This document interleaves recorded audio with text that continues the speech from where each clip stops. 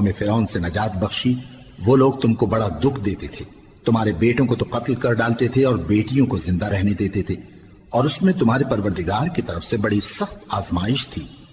اور جب ہم نے تمہارے لیے سمندر کو پھاڑ دیا، پھر تم کو تو نجات دی اور فرعون کی قوم کو غرق کر دیا، اور تم دیکھ رہے تھے۔ اور جب ہم نے موسیٰ سے 40 رات کا وعدہ کیا تو تم نے ان کے پیچھے بچڑے کو معبود مقرر کر لیا اور تم ظلم کر رہے تھے۔